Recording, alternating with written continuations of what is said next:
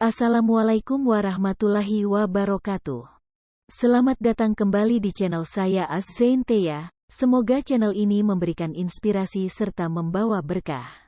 Semoga kita semua selalu dilindungi Allah baik di dunia maupun akhirat di bawah naungan rahmat-Nya. Dalam kesempatan kali ini kita akan diajak menyusuri pengalaman perjalanan Zauq hati batin seorang sufi besar Syekh Ibnu Athaillah, yang diringkas dalam karya besarnya Kitab Hikam Ibnu Athaillah. Tapi sebelum menyelam lebih jauh sudi kiranya sahabat semua support channel saya dengan mensubscribe. Sahabat yang dirahmati Allah Subhanahu wa Ta'ala. Syarah Kitab Hikam ini yang merupakan kisah pengalaman perjalanan Zauq batin Syekh Ibnu Athaillah yang bukukan dalam Kitab Al-Hikam. Saya kutip dari penjelasan seorang pengamal tarekat Syatariyah yang sering melakukan perjalanan ziarah ke makam Syekh Ibnu Athaillah, yaitu Tuan Syekh alias Hashim. Semoga ilmunya bermanfaat untuk kita semua. Sahabat yang dirahmati Allah Subhanahu wa Ta'ala. Kita awali kajian ini dengan mengenal sosok Syekh Ibnu Athaillah. Kitab inilah yang patut mengaji. Hikam adalah kata-kata hikmah dari Ahlullah. Ahli Allah yang arif billah, yakni yang sudah mencapai makam wusyul dan kenal hak-hak Allah yang dikenalkan oleh Allah melalui ilmu laduni pada Zauq hati batin seorang sufi. Hikam Ibn Athaillah adalah kalam sorg sufi yang bernama Ibn Athaillah As-Sakandari, ulama Mesir bertaraf wali yang berasal daripada Iskandariah, atau juga dikenali sebagai Alexandria. Dia asalnya pengsyarah Al-Azhar yang tidak begitu mensetujui tasawuf tapi kemudian tunduk pada mursyidnya Al-Mursi dan menjadi muridnya. Dalam hikam-hikam ini, mengandungi banyak tauhid ahli sufi, tauhid martabat ihsan, tauhid hakiki, tauhid murni, tauhid merasai wujud Allah degen hati batin, tidak sekedar akal, maka makna yang terdalam hanya dapat dikecapi oleh orang yang sudah melalui pengalaman tersebut. Kita sekadar menumpang sedikit dari nilaian emas 10 yang berharga itu maksud emas yang sudah diuji. Kita melihat sekadar teks biasa saja, kerana tidak dapat menyisi emas dari timbunan tanah-tanah yang al-zulumat kegelapan unsur bumi yang basyariah. Tapi bagi ahlinya, dari timbunan tanah yang kelihatan kotor dikeluarkan emas tulin, emas 10.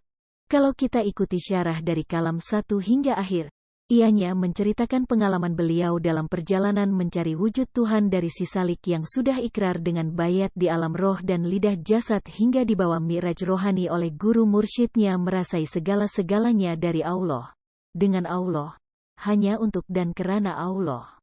Kita melihat emas dan makanan lazat dari kejauhan. Sedang mereka menikmatinya dengan rasai yang tidak dapat dihurai dengan 1000 kata-kata sekalipun. Emas sudah mereka pakai.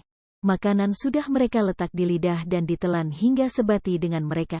Kita merasa tauhid dan amal kita sudah murni. Namun seperti kata Hikam Abi Madian, bila sudah sempurna makam ubudiyahmu sebagai hamba, kamu akan melihat amalmu penuh ria, dakwaan semata dan bayangan yang penuh dusta. Bukan sekadar dapat melihat buah sudah merasai soleh dan makrifat akan hal buah itu. Ambillah buah itu, buangkan kulitnya yang menghijab isi, makanlah isinya. Ambil bijinya agar engkau tidak hanya sekali saja fana degen buah itu, tetap baka menikmati seumur hayatmu.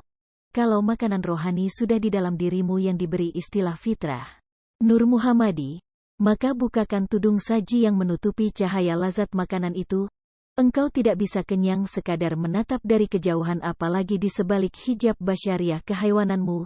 Bersandarlah dia pada as-somad, setelah makrifat akan ak al-ahad. Jika kau memang cinta, jangan berdusta.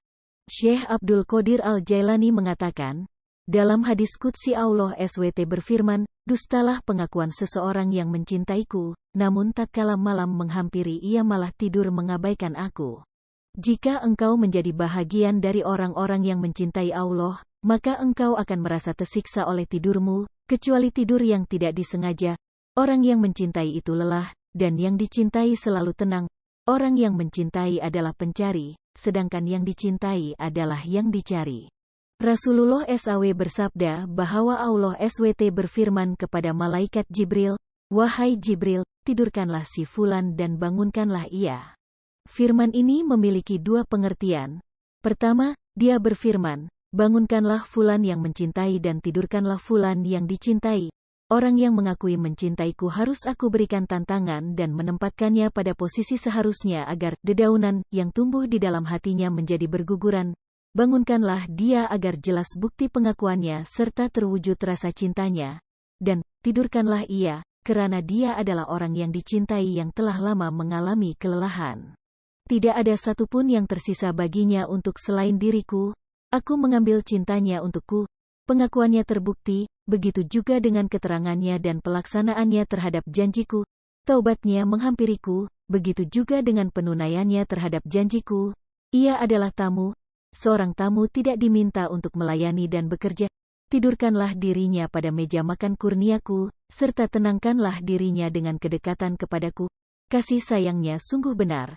Maka, lenyaplah seluruh beban dirinya. Kedua, dia berfirman, tidurkanlah fulan, karena ia menginginkan reda makhluk melalui ibadahnya kepadaku. Bangunkanlah fulan, karena ia mendapatkan redaku dengan cara beribadah kepadaku. Tidurkanlah fulan, karena aku membenci suaranya. Bangunkanlah fulan, karena aku ingin mendengar suaranya. Syekh Abdul Qadir Al-Jailani dalam Jala Al-Hatir. Sahabat yang dirahmati Allah Subhanahu wa Ta'ala. Sebagai pembukaan kajian ini saya rasa cukup sampai di sini. Insya Allah kita sambung kajian selanjutnya dari perjalanan Zauk Ruhani seorang Sufi Syekh Ibnu Athaillah. Semoga kita semua dipanjangkan umur mencapai makom marifat sebelum meninggal. Wassalamualaikum warahmatullahi wabarakatuh. Jangan lupa subscribe channel saya.